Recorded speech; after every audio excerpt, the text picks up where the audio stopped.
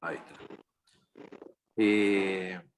Como decía, estamos pensando en estos relatos de la Navidad, tanto del Evangelio de Mateo como de Lucas. Hoy es el cuarto de los 4 encuentros, así que bueno, espero que el recorrido que hemos hecho hasta ahora haya sido útil de alguna u otra manera, y Dios quiera también que este último, este cuarto encuentro, buenas tardes, Jorge o Erika, no sé cuál de los dos saluda, o los dos. Este cuarto encuentro pueda ser también de utilidad y de bendición. Los tres. Ah, está Jorgelina también, muy bien. La propuesta de este curso era poder leer de manera comentada, una lectura comentada, tanto del capítulo 1 y 2 de Mateo, como los capítulos 1 y 2 de Juan. Son los únicos dos evangelios que tienen relatos vinculados al nacimiento de Jesús. Ustedes saben, lo mencionamos ya en algunas clases, que el Evangelio de Marcos comienza con el relato de un Jesús adulto que se bautiza en el Jordán por Juan el Bautista, mientras que el cuarto evangelio, el Evangelio de Juan, comienza con un relato, con un prólogo, en donde se habla de la preexistencia de la palabra de Dios, del verbo de Dios, que se hizo carne, ¿no? Y habitó entre nosotros, dice Juan, ahí en el capítulo 1. Y después de ese prólogo también aparece Jesús adulto, no hay un relato específicamente del nacimiento. Entonces, las fuentes, la base que tenemos para poder pensar en estas fechas en cuanto al nacimiento de Jesús son Mateo, el Evangelio de Mateo y el Evangelio de Lucas, que si bien los dos siguen el bosquejo de Marcos, es decir, pero posiblemente tanto Mateo como Lucas conocían el Evangelio de Marcos o alguna versión del Evangelio de Marcos y lo emplearon y lo utilizaron al momento de escribir sus obras, independientemente entre sí, porque probablemente el autor de Mateo no conocía la obra del autor de Lucas y viceversa, ambos comprendieron que era importante contar un relato del origen de Jesús. Relatos que tienen sus similitudes, sus puntos en común, como hemos mencionado, y también sus diferencias, sus particularidades. Nosotros muchas veces para las fiestas, no sé si alguno de ustedes suele armar el pesebre ahí en la casa, o si hacen pesebre viviente en las congregaciones, pero en general ahí sí metemos todo junto, metemos Mateo, metemos Lucas, metemos todo junto, pero vemos que los relatos son independientes y que cada uno tiene su característica propia. Mateo, en los primeros 2 capítulos, tiene una tradición que comienza con la genealogía de Jesús y con un relato más vinculado a José, y a la aparición del ángel a José y la cuestión del rey Herodes y la matanza de los niños y la llegada de los sabios de Oriente, toda esa cuestión. Mientras que el Evangelio de Lucas tiene 2 capítulos mucho más extensos, por eso no pudimos hacer lo que hicimos con Lucas, que es leer los 2 capítulos enteros, sino que tuvimos que hacer una selección para el capítulo 1 de Lucas. Seleccionamos algunos pasajes en donde ahí sí la clara protagonista de los 2 capítulos es María. En realidad también está Elizabeth, pero María es claramente la protagonista. Y se van presentando, como habíamos visto la vez pasada, se van presentando de maneras paralelas las historias de Juan el Bautista y la historia de Jesús. Y de alguna manera la estrategia del autor es mostrar cómo todos los acontecimientos vinculados al anuncio y al nacimiento de Jesús son superadores, son más impresionantes, más grandes que los hechos vinculados al anuncio y al nacimiento de Juan el Bautista. Eso es lo que hemos visto hasta ahora. El viernes pasado no nos hemos encontrado porque tuvimos allí el acto en el seminario. Y hoy nos vamos a dedicar al capítulo 2. Pero si les parece, antes de comenzar a meternos en este texto tan lindo que es el capítulo 2 de Lucas, vamos a tener una oración, así como hicimos al comienzo del curso, le entregamos a Dios este tiempo de hoy. ¿Les parece? ¿Me acompañan? Señor, te damos gracias por la posibilidad que tenemos de estudiar tu palabra. Gracias por este grupo, gracias por su participación, gracias por el compromiso con el que han asumido estos encuentros.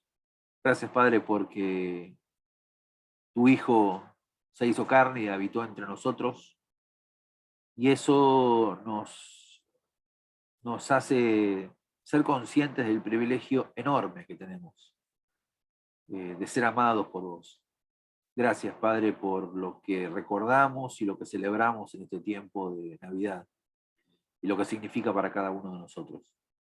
Te pido que tu Espíritu nos hable una vez más, nos guíe en los pensamientos, en las meditaciones del estudio de esta tarde, y que ese Espíritu sea el que nos siga llenando y acompañando, llenándonos de paz y de alegría, como dicen los relatos de tu nacimiento. Oramos en el nombre de Jesús. Amén.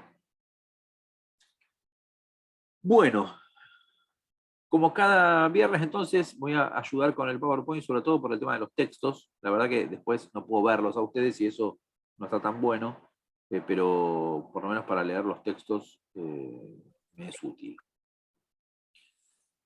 Bien, ahí vamos.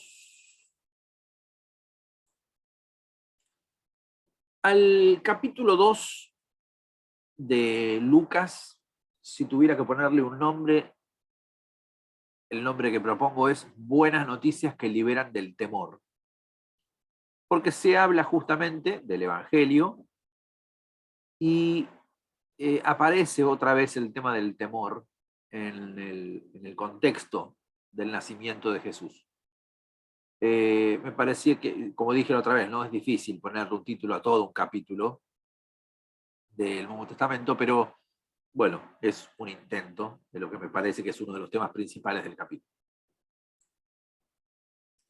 Vamos a leer los primeros versículos que están llenos de significado, llenos de contenido de todo tipo. Primero, si les parece, hacemos la lectura corrida del texto de los primeros 7 versículos. Como siempre digo, la columna de la izquierda es la columna de la versión Biblia de las Américas. A la derecha tenemos el texto griego y ahí pintado con colores para poder identificar algunas palabras. Dice así el texto: y aconteció en aquellos días que salió un edicto de César Augusto para que se hiciera un censo de todo el mundo habitado. Este fue el primer censo que se levantó cuando Cirenio era gobernador de Siria. Y todos se dirigían a inscribirse en el censo, cada uno a su ciudad.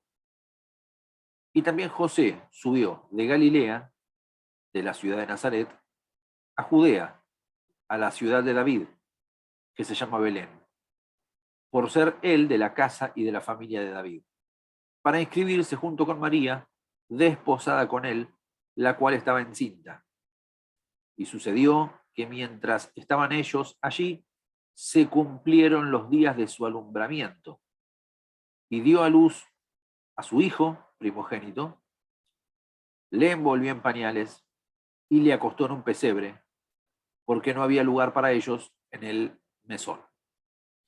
Acá, como dije, está lleno de significados, un texto lleno de datos de todo tipo, datos políticos, datos sociales, datos geográficos y también algunos datos teológicos, por supuesto, espirituales. Lo primero que se menciona es el nombre de un emperador. Esto no es común en los evangelios. De hecho, es el único evangelista, Lucas, que da nombres de emperadores. Él nombra a César Augusto, Caesaros Augusto. Y no es un dato para tomar a la ligera. César Augusto fue, según, si bien hay alguna polémica por allí, César Augusto fue el primer emperador de Roma. Ustedes saben que la historia de Roma, de la Roma antigua, se divide en la etapa de la República Romana y posteriormente la época del Imperio. Bueno, Augusto fue posiblemente el primer emperador. Algunos lo discuten, algunos dicen que su padre había sido el primer emperador, pero Augusto fue el que lleva a Roma a lo que se conoce como la Edad de Oro. La Edad Dorada del imperio fue Augusto, que en realidad su nombre original era Octavio, u Octaviano. Era miembro de un triunvirato, digamos, y finalmente Octaviano terminó siendo el emperador de Roma, posiblemente el primer emperador de Roma. César es un nombre familiar que Augusto lo toma de Julio César, termina siendo el nombre de la dinastía, César, Caesar, pero que posteriormente termina prácticamente tomándose como sinónimo de emperador. Todos recordarán ustedes el texto de los evangelios en el que Jesús dice: den al César lo que es del César y a Dios lo que es de Dios, ¿no? En ese caso, César nos está utilizando como nombre propio. César no es un nombre, bueno, para nosotros sí César es un nombre propio, ¿no? Tal vez alguno de ustedes conoce algún César, pero acá no se está refiriendo a César como nombre propio, ¿no? Sino a un título, que en este caso, en Augusto, era el nombre de la familia, de la dinastía, pero que posteriormente casi se terminó transformando en un sinónimo de el emperador o el princeps, el primero del principado del imperio. Vamos a ver después algunas de las medidas y de las actitudes que tomó Augusto como emperador. Fue un muy hábil político, muy hábil, con una imagen muy fuerte, que él se dedicó a llevar su imagen por todos los lugares que podía.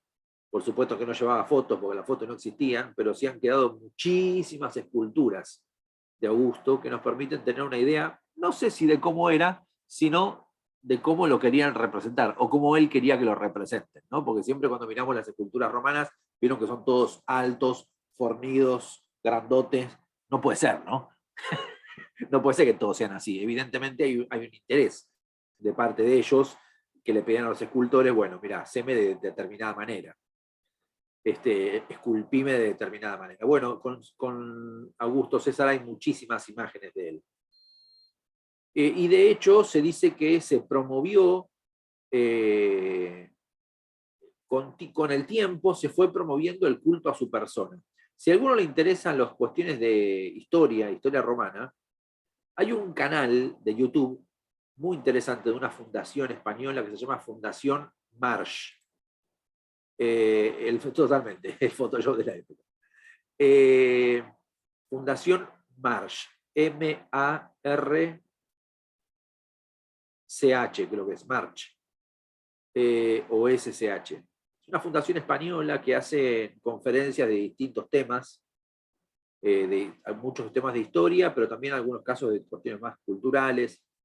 Van a encontrar ahí hicieron una serie de conferencias sobre grandes personajes de la historia antigua, entre otros, por ejemplo, Alejandro Magno, y hay una conferencia dedicada a Augusto, a César Augusto, al surgimiento de Augusto y al cambio que generó su figura en el Imperio Romano. Si a alguno le interesa la historia antigua, búsquelo. Todas las conferencias de ahí son muy buenas, pero esa especialmente sirve mucho para poder comprender el trasfondo, por ejemplo, de este texto o de este capítulo. La cuestión es que de este César Augusto, este personaje tan particular, se dice que él manda a hacer un censo, apografesai, un censo de todo el mundo habitado, pasaten oikmenen. Por supuesto, todo el mundo habitado es todo el mundo gobernado por Roma, ¿no? No todo el mundo, no vinieron a América a hacer el censo. Pero todo el mundo mediterráneo alcanzado por el Imperio Romano. Los censos en la antigüedad no tenían que ver con una cuestión como lo que para nosotros representan los censos. Pero que nosotros cada 10 años se hace un censo. Bueno, no se pudo hacer, creo que el año pasado tocaba y no se pudo hacer por la pandemia, pero los censos tienen el objetivo de ver, bueno, cuántos habitantes hay en un país, el nivel de escolarización de los habitantes, muchas cuestiones sociales, económicas, etcétera, etcétera. Los censos en el Imperio Romano no tenían nada que ver con eso, sino que tenían que ver estrictamente con cuestiones de cobro de impuestos.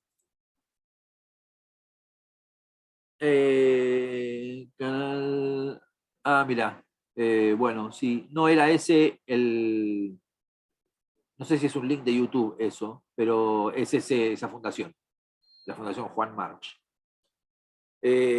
Bueno, se los recomiendo que puedan verlo, el video, muy bueno. Los censos tenían que ver eminentemente con una cuestión impositiva, ¿sí? Los censos eran una manera de demostrar poder y movilizar a todo el mundo al empadronamiento justamente para poder cobrar impuestos. Y también los impuestos tenemos que pensar que en tiempos de Roma no eran los impuestos que son hoy para nosotros. Nosotros hoy vivimos en estados modernos donde, voy a hablar de teoría, no voy a hablar de la práctica, voy a hablar de la teoría. Los impuestos están hechos para que un estado recaude y de alguna manera distribuya para distintas necesidades del pueblo.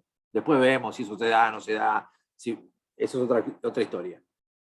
En el caso del Imperio Romano no existía eso, no estaba esta cuestión de la recaudación de impuestos para que después vuelvan a la gente, de ninguna manera. El impuesto era un impuesto opresivo porque era un imperio.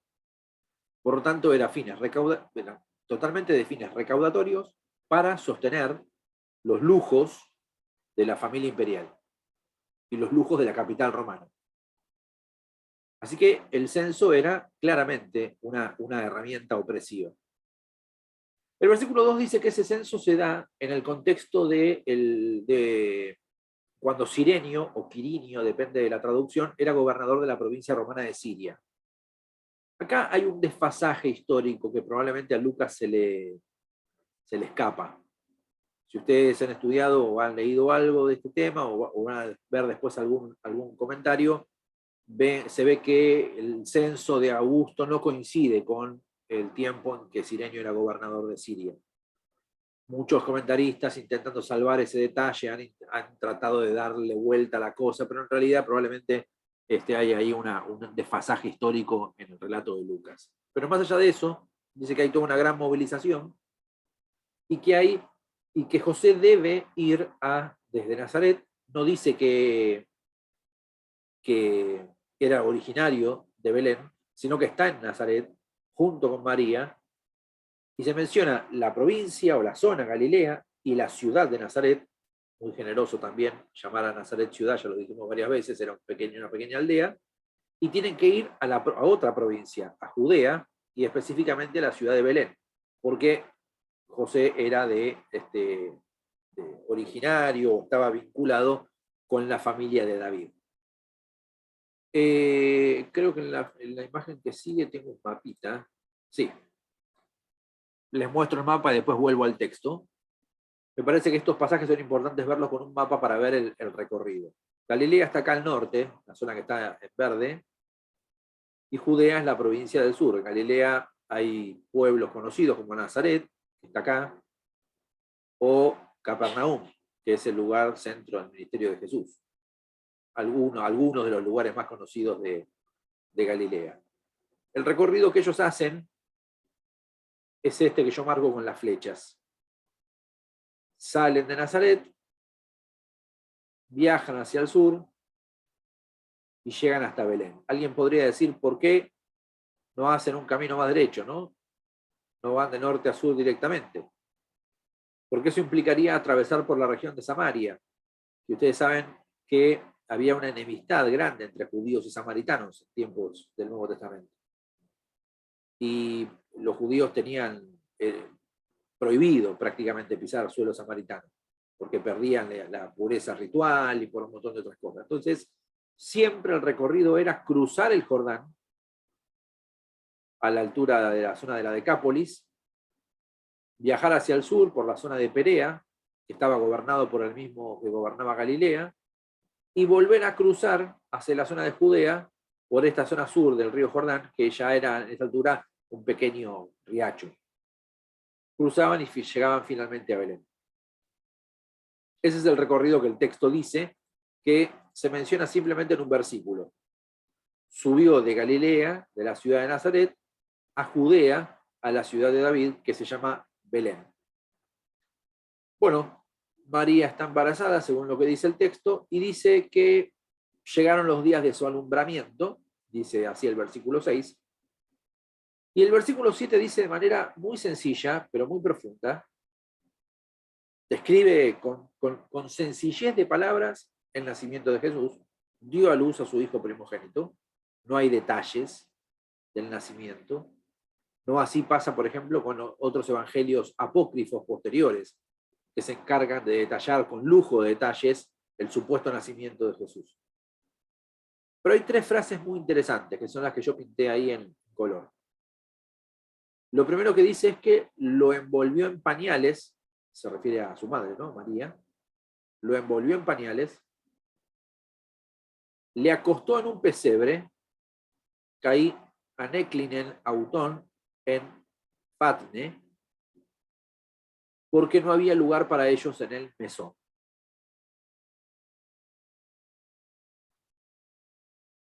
Para Lucas, la figura del pesebre va a ser muy importante, porque no la menciona ni una ni dos veces en su relato, sino en tres oportunidades.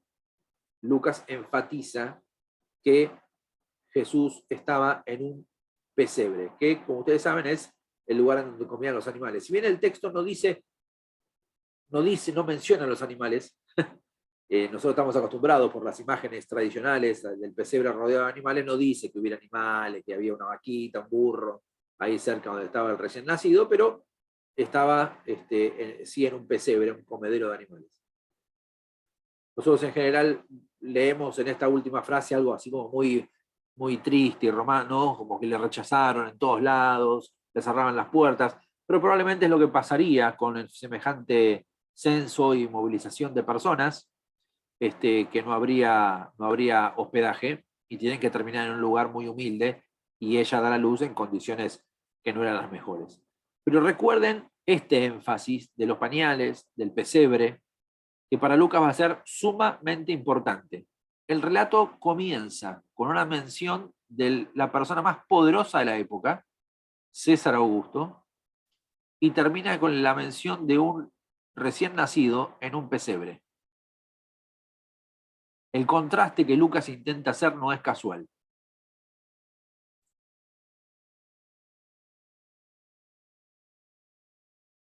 La pregunta que tal vez está de fondo es ¿cómo es el Dios que nace en Navidad? Esta es una de las figuras de las esculturas conocidas de César Augusto. Está con un vestido, con toda una armadura, una pechera de guerra, pero la pose es la de un orador, con la mano extendida, es la típica pose del orador, de que está llamando la atención de la gente para poder hablar. O sea, se lo presenta no como alguien necesariamente solo un hombre de guerra, sino también un hombre culto. Se lo intenta presentar de esa manera.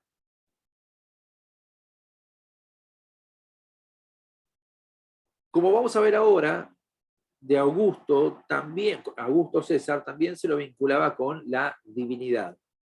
No que fuera Dios, pero sí con la divinidad. Estaría relacionado de alguna manera con la divinidad. Su padre, el padre de Augusto, Julio César, sí había ya sido declarado Dios dentro del panteón romano cuando él murió. A la muerte de Julio César fue declarado Dios, uno de los dioses romanos.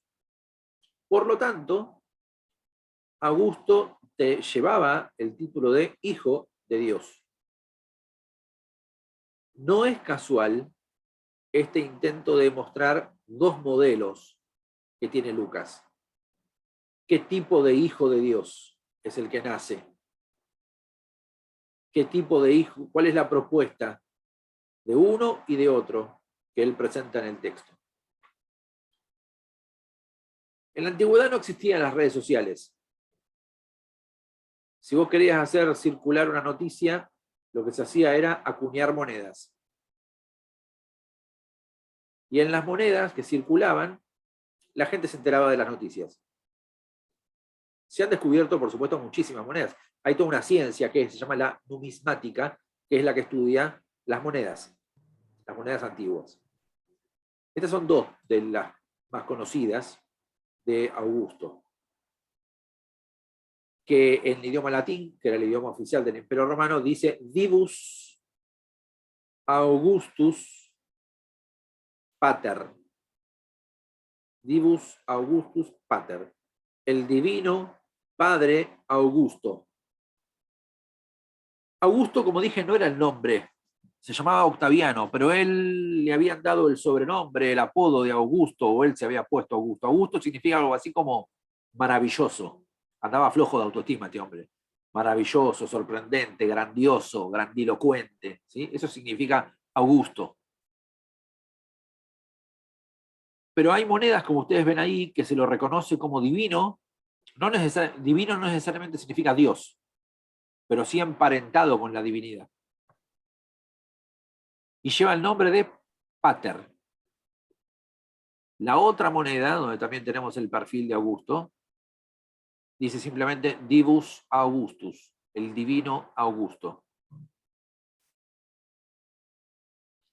Personaje con el cual se está intentando contrastar a Jesús en este relato de Lucas. Una de los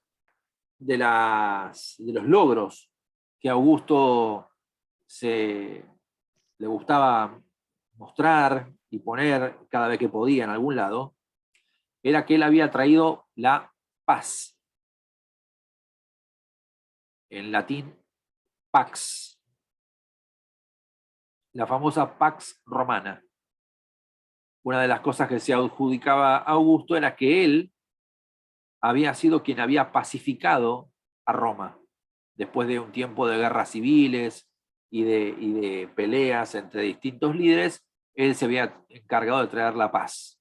Y se encargaba también de ponerlo en las inscripciones y en las monedas, como ustedes ven ahí. Esa es otra de las monedas, la Pax Augusta, o sea, la paz que trajo Augusto. Y lo que ven al lado, a la derecha, es una especie de altar que está en un museo en Roma, que se conoce como el Ara Pacis. El Ara Pacis, que significa el altar de la paz. Esa obra impresionante en mármol también la manda a construir Augusto como publicidad política. Él había sido quien había traído la paz al imperio. ¿Por qué estoy haciendo todo esto? Alguien está diciendo, ¿por qué no estamos leyendo Lucas y estamos viendo algo de historia romana? Porque esto es parte de lo que está de fondo en el texto que estamos leyendo. Porque ahora se va a hablar de la paz en el pasaje que vamos a leer. Y no es casualidad que se haya mencionado a César Augusto previamente, que era, de alguna manera, se había querido transformar en un símbolo de la paz. Viajamos de Roma hasta Belén. En Belén hay una construcción que se la conoce como la Iglesia de la Natividad. Es una iglesia, digamos, de la época medieval, moderna. Una de las entradas de esta iglesia es por esta pequeña puerta. Hay toda una tradición que dice que tiene que ver con que uno debe entrar agachado como símbolo de humildad. En realidad esto tenía que ver con la época de las conquistas y la puerta chiquita tenía que ver para que no pasen los caballos, ¿no? Que no puedan pasar animales grandes. Pero bueno, hay toda una tradición que dice que tiene que ver con eso, ¿no? Con la humildad. Hay una capilla dentro de esta iglesia grande que ahí ven ustedes, los guías turísticos te llevan a poder ver una gruta, y en el piso en el piso de mármol está esta estrella que los guías turísticos te dicen que es el lugar del nacimiento de Jesús, ¿no? Es inchequeable, ¿no? Inverificable. Pero bueno, el turismo de algún lugar te tiene que llevar, ¿no? Si estás en Belén te tiene que llevar a algún lado para decirte fue acá. Y del otro lado, cuando te das vuelta, tenés este otro marmolado que dicen que es el lugar del pesebre. Por supuesto, todo esto está dentro, en una zona medio subterránea de una iglesia. Belén es una ciudad palestina hoy, y bueno, tiene toda ahí su cuestión, su ambientación un tanto bien oriental. Dice el texto que sigue, leíamos hasta el versículo 7 antes, ahora leemos desde el versículo 8. En la misma región había pastores, oimenes, pastores, que estaban en el campo cuidando sus rebaños durante las vigilias de la noche. Y un ángel del Señor se les presentó. Y la gloria del Señor los rodeó de resplandor. Y tuvieron gran temor. Mas el ángel les dijo, no temáis, porque he aquí os traigo buenas nuevas de gran gozo, que serán para todo el pueblo. Porque os ha nacido hoy en la ciudad de David un Salvador, que es Cristo, el Señor. Y esto os servirá de señal. Hallaréis a un niño envuelto en pañales y acostado en un pesebre. Y de repente apareció con el ángel una multitud de los ejércitos celestiales, alabando a Dios y diciendo, gloria a Dios en las alturas y en la tierra, paz entre los hombres en quienes Él se complace.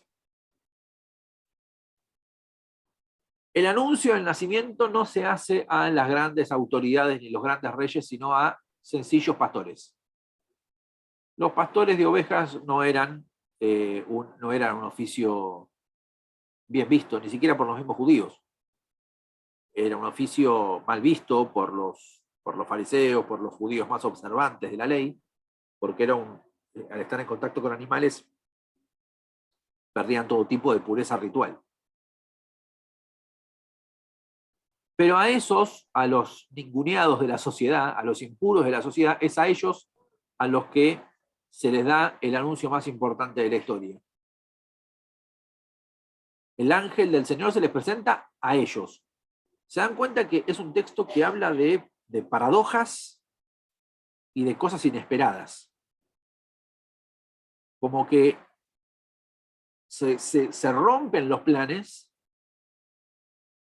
y siempre Dios se maneja de manera totalmente inesperada y nueva, distinta. No solamente el ángel del Señor se le presentó, sino que además toda la gloria del Señor les rodeó con resplandor. Es impresionante, ¿no?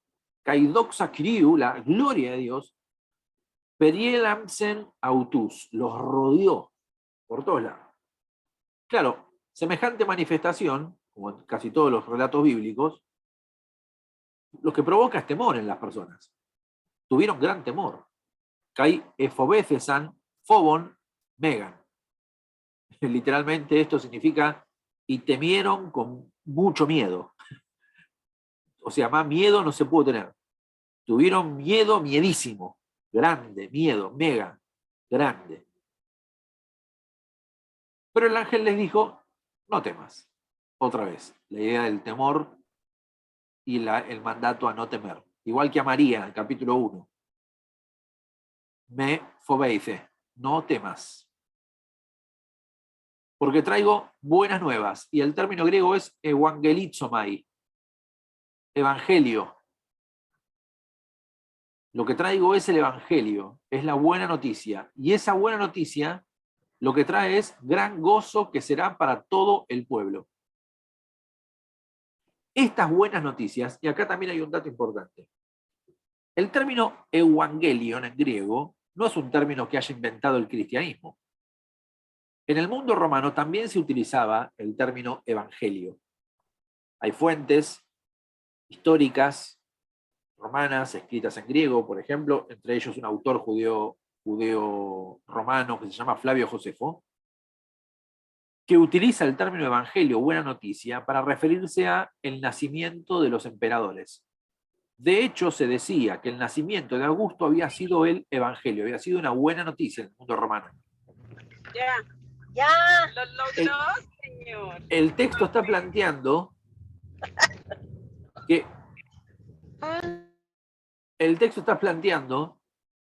que las buenas noticias no son el nacimiento del emperador, sino que son el nacimiento de este niño. Porque estas buenas noticias van a traer gran gozo. Fíjense qué interesante. Este gran temor, Phobon Megan, ahora se va a transformar en un gran gozo. Harán Megalen. Del gran temor al gran gozo. Porque en el medio llega el Evangelio. Y las personas podrán pasar del temor al gozo. Y ese gozo y esa alegría será para todo el pueblo. Pantí, to, lao. No solamente para algunos. No solamente para algunos escogidos, para algunos privilegiados, sino para todos. Por eso el anuncio se le da a los pastores, en el medio del campo. Hasta los menos esperados reciben la buena noticia de gran gozo y alegría. Y ahí dice que hoy nació en la ciudad de David. Fíjense la sobrecarga que hay ahí de títulos. Se dicen 3 cosas de Jesús. Nació un Salvador, Soter, que es Cristo, Christos, el Señor, Kyrios. Hay una sobrecarga ahí de títulos. Christos, el ungido, el Mesías, esperado por los judíos, pero Soter era un término vinculado al emperador. El emperador se autoproclamaba el Salvador del mundo. Y ni hablar del término Kyrios, Señor. Y la señal de que este niño había llegado es, o son, los pañales y el pesebre. Esto es impensado. No es un trono, nació el Salvador, el Cristo y el Señor, pero no hay un trono. No hay que ir a buscar un trono, hay que ir a buscar pañales y un pesebre.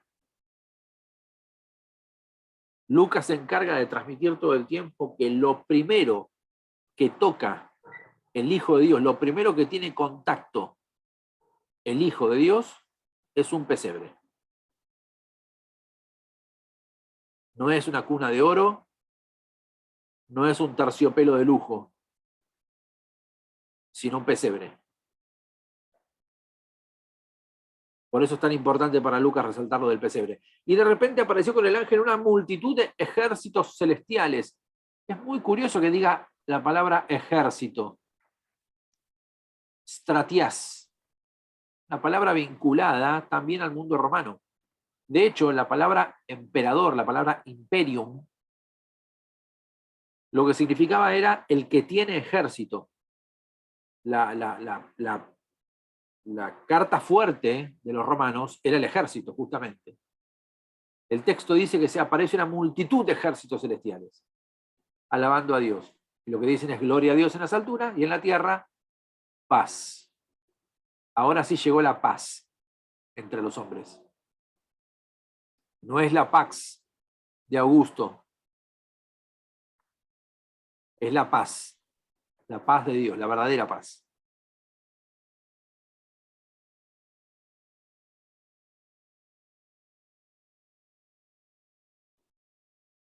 Ahí en Belén, ahí cerquita de la iglesia de la Natividad, está este bruto cartel, poco, digamos, no muy pacato que digamos, ¿no? Medio guaso, que dice en latín, gloria a Dios en las alturas, gloria in excelsis Deo. Parece más la entrada a un juego de Disney que a un lugar vinculado al texto bíblico. En realidad es una entrada como a un campito. El campito es este. Digamos, si uno tuviera que imaginarse la escena de cómo podría ser el trasfondo visual de un relato como el que estamos viendo, sería tal vez algo parecido a esto, de noche, por supuesto, ¿no? Y sin las construcciones de material, evidentemente, que están de moda. Claro, Norma, totalmente. El pesebre, totalmente, acá hay un mensaje, ¿no? No es por los poderosos el asunto, sino por los marginados. Claro, totalmente, por los pobres, sin duda. Acordate que en el canto de María, María hace referencia en el capítulo 1 a eso, ¿no? Esta humilde sierva tuya ha despedido a los ricos con las manos vacías y ha exaltado a los humildes. Hay toda una línea en ese sentido. Y sigue diciendo, versículo 15, y aconteció que cuando los ángeles se fueron al cielo, los pastores se decían unos a otros, vayamos pues hasta Belén y veamos esto que ha sucedido, que el Señor nos ha dado a saber. Fueron a toda prisa y hallaron a María y a José y al niño acostado en el pesebre, tercera vez que aparece en 16 versículos la figura del pesebre. Y cuando lo vieron, dieron a saber lo que se les había dicho acerca de este niño. Y todos los que le oyeron se maravillaron. Ezaumasan. Otra vez, esta palabra que aparece varias veces, ¿no? Como que a la gente no puede creer lo que están escuchando. Se maravillaron de las cosas que les fueron dichas por los pastores. Pero María, que sigue siendo la protagonista del relato, atesoraba todas estas cosas, reflexionando sobre ellas en su corazón. Y los pastores se volvieron glorificando y alabando a Dios por todo lo que habían oído y visto, tal como se les había dicho. Cuando se cumplieron los 8 días para circuncidarle, le pusieron por nombre Jesús, el nombre dado por el ángel antes de que él fuera concebido en el seno materno. Un par de detalles sobre esta escena de cierre. Bueno, como dijimos, los pastores van hacia Belén, evidentemente el lugar en el que están es en las afueras del pueblo, van hacia Belén, se encuentran con la familia completa, con María, con José y con el niño otra vez la figura del pesebre, como mencionamos, le anuncian todo lo que habían escuchado de parte de los ángeles, la familia se maravilla.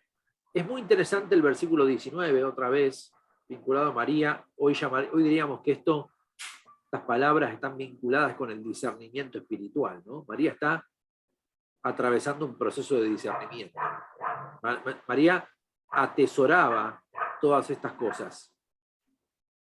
María panta sineterei ta remata tauta.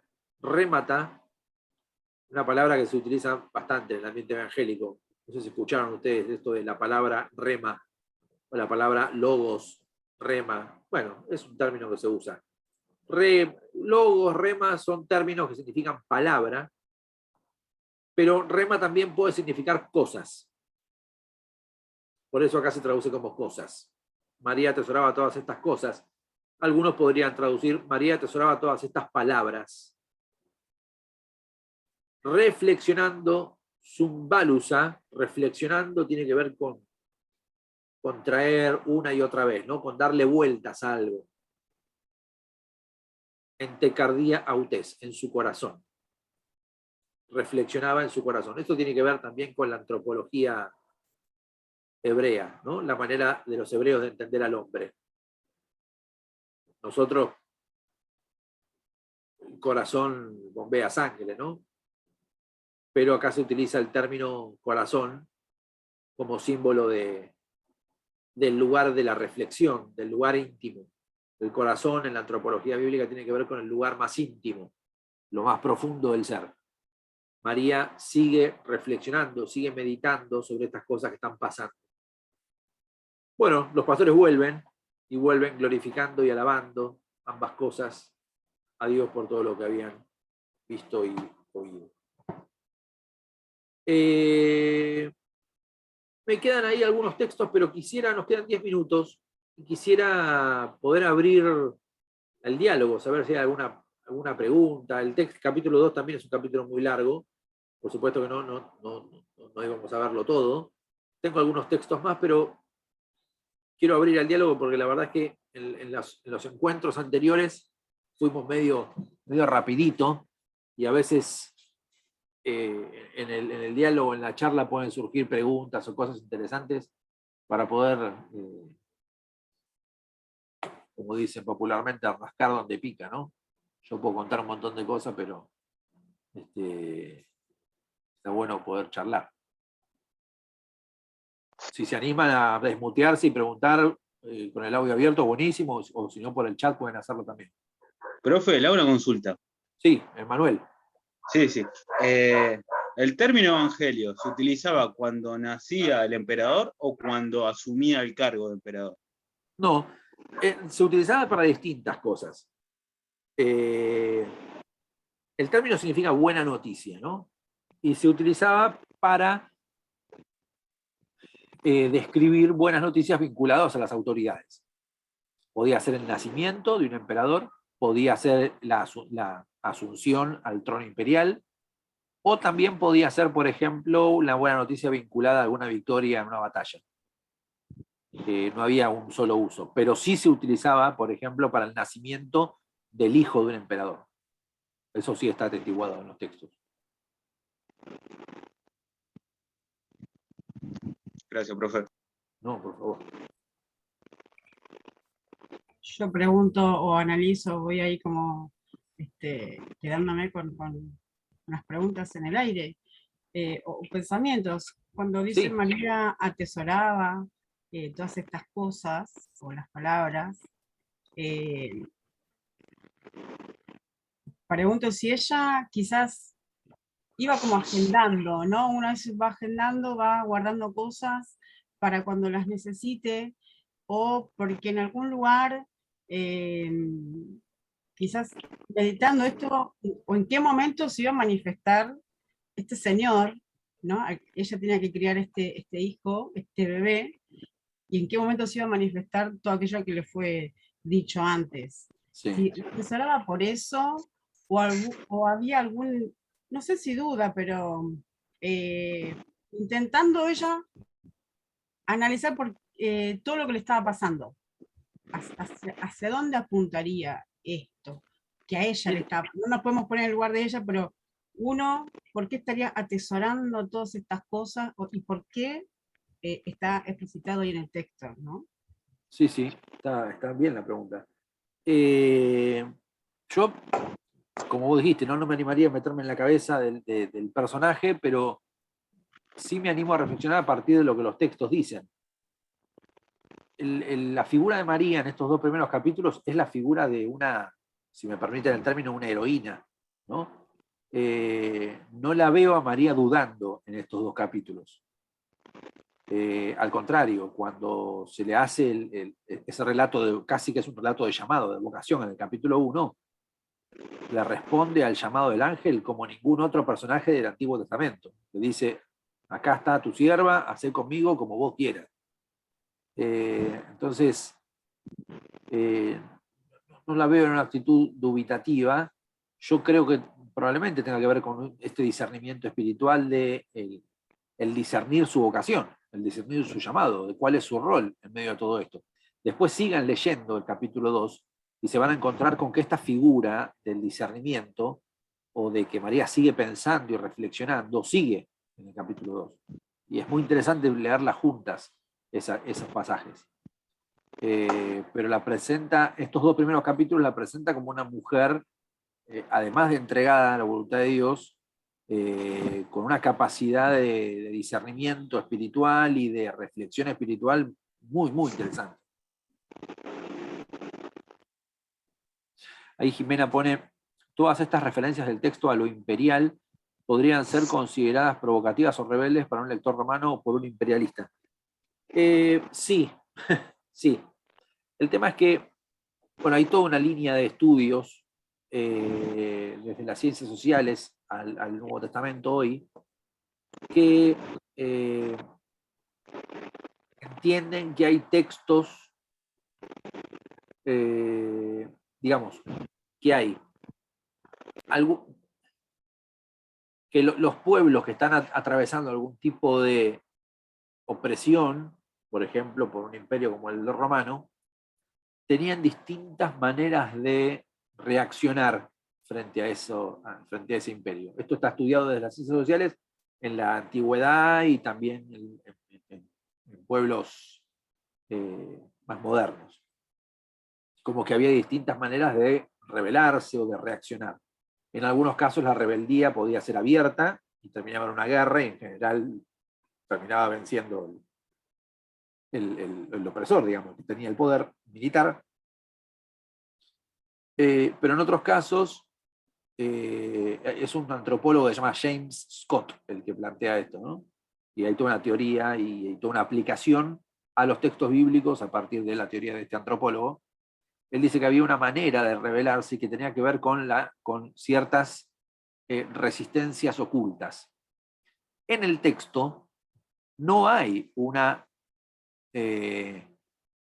abierta posición antirromana. Es decir, un romano no necesariamente podía entender como que era un texto provocativo o antiimperial, porque es indirecto, es un tipo de resistencia indirecta. En ese sentido es bastante parecido, por ejemplo, al Apocalipsis. También hay toda una cuestión, no los quiero aburrir con esto, ¿no? Pero hay toda una cuestión de cuál es la postura de Lucas en el Evangelio y en el libro de los Hechos en cuanto a cuál es su actitud frente al Imperio Romano. Si es una actitud benévola, como que habla bien del Imperio Romano y que siempre son buenos los romanos que presentan, muchos han dicho eso, como que tienen una postura muy a favor de los romanos, pero otros, viendo este tipo de textos, últimamente vienen diciendo, no, hay textos que se plantean frente a Roma, que se plantean como, no señor, nos oponemos a Roma, pero no son textos abiertos, porque claro, plantear textos abiertos antirromanos era una sentencia de muerte, ¿no? Era, digamos, no escribir más textos, si haces algo así. Te haces el rebelde y digamos, en Roma no había demasiada vuelta. Ahí Johnny dice, María entiende su posición como madre de Jesús desde el conocimiento de la ley de Dios evidente en su canto. ¿Es una pregunta, Johnny? Se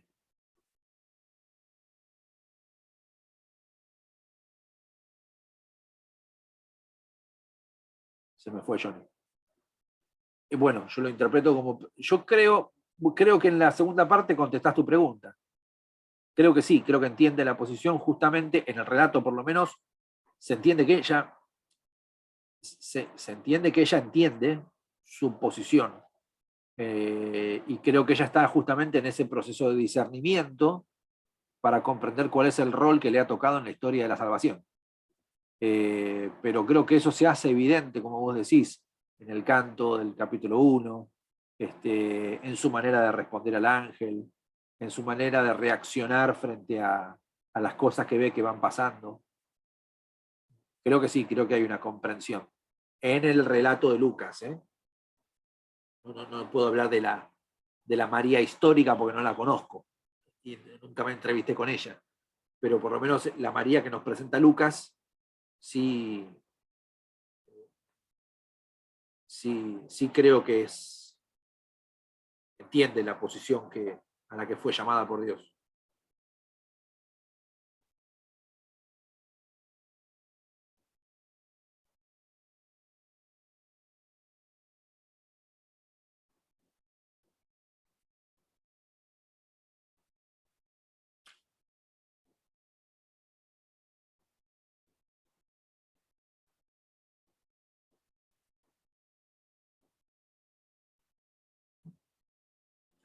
Bien. Yo te hago otra consulta Dale. referida, por ahí no exactamente de este capítulo que estamos leyendo, pero he escuchado a muchos predicadores en algún momento decir que mientras Jesús ya estaba en su ministerio predicando, su familia no lo acompañó, ni su mamá, ni sus hermanos, como que él no los rechazaba, pero sí les marcaba cierto límite, recordándoles quién era él y para qué estaba ahí. ¿Es esto así? ¿O es solamente una interpretación que... No. Es muy buena la pregunta, Norma. Es muy buena la pregunta. Relacionado con esto de que ella siempre atesoraba las cosas que le Claro. decían, ¿por qué entonces cuando él está ejerciendo su ministerio, por qué se le iba, para qué lo iba a estar obstruyendo? ¿No? Sí, entiendo perfectamente. Es una buena pregunta desde el punto de vista histórico. La figura de María y del resto de sus hijos en los evangelios no es una figura, ¿cómo se dice? No quiero decir unánime, sino no me sale la palabra. No, no quiero decir incoherente, pero digamos, no en todos los libros se presentan de la misma manera. Si tomamos el evangelio más antiguo, que es el de Marcos, el evangelio de Marcos es durísimo con respecto a la familia de Jesús, durísimo. De hecho, es el evangelio que dice que lo vienen a buscar a Jesús porque creen que está loco. Y se lo quieren llevar a la casa porque dicen que este está loco. Y Jesús tiene allí una de las respuestas que tal vez más ruido nos hacen de los evangelios, que es: ¿quién es mi familia sino estos, ¿no? Mi padre, mi madre, mis hermanos. Como algo que nos parece como un rechazo de Jesús hacia su familia. Eso está en Marcos capítulo 3. La verdad es que en el Evangelio de Mateo prácticamente no hay referencia a la familia. Y en Lucas hay como está esta figura de María, esta presentación de María mucho más amable, como una mujer de Dios, ¿no? Entonces no hay una... Depende del libro del Nuevo Testamento que leas. Por supuesto que el libro de los Hechos es coherente con el Evangelio y la presenta a María junto con los 12 en el aposento alto en la resurrección. Entonces, prácticamente se la presenta a María como una seguidora de Jesús. Y el cuarto evangelio hace algo parecido. La madre del Señor está al pie de la cruz, junto con el discípulo amado, donde tiene que estar el verdadero discípulo, ¿no? En la cruz. Al pie de la cruz, ahí está la madre del Señor y ahí está el discípulo amado. Entonces... Quizás tenga que ver con la subjetividad de cada autor. Tiene que ver con, sí, o con una reinterpretación que se hizo sobre los distintos miembros de la familia de Jesús, o con el acceso que hayan tenido a los datos. Es curioso que todo esto que narra Lucas en estos 2 primeros capítulos solamente está en Lucas, no tiene textos paralelos. No hay otro evangelio que cuente lo mismo. Así que no es una buena pregunta porque no es fácil de responder. Claro, hay como mucho para indagar ahí. Sí, es Depende difícil. de qué punto, desde qué lugar uno se pare para leerlo, o Claro, desde qué lugar uno lo quiera leer. Exactamente. Claro, sí, Jimena, el Jacobo que se plantea como líder de la iglesia de Jerusalén, Hechos 12 y Hechos 15 en adelante, se presenta como el hermano del Señor, es decir, el mayor de los hermanos de Jesús. Siempre hay un Jacobo que aparece en las listas de hermanos de Jesús como el primero.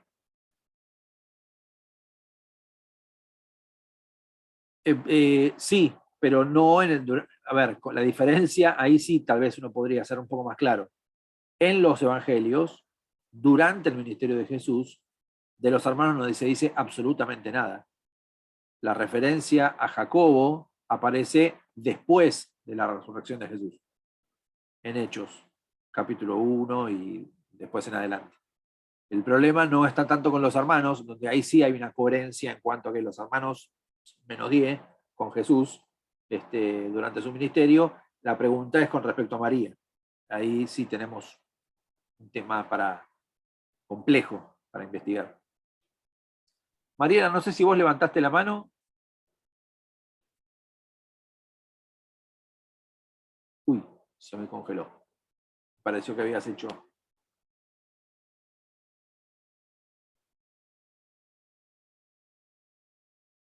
No, ahí está.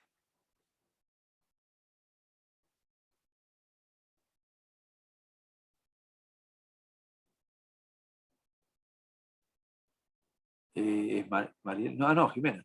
El texto de Mateo me deja la sensación de que José y María eligen ir a Nazaret para huir, para refugiarse en un pueblo pequeño, que lo eligen como destino entre otros. Pero en el texto de Lucas, Nazaret aparece como su hogar después, desde antes del nacimiento. Pues, sí, esa es, por eso yo había dicho que entre los capítulos 1 y 2 de Mateo y 1 y 2 de Lucas hay coincidencias, pero también hay datos en los que no coinciden. Este es uno.